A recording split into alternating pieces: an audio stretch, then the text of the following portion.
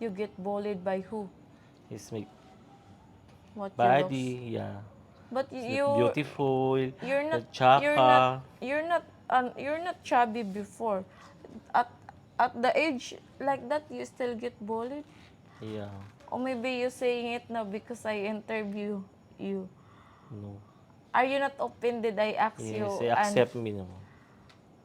no, are you not open that I said about what About you me, looks like? I'm chubby. just being honest. Are you not mad? Hindi ka ba galit or hindi ka No, na-offend? I don't care.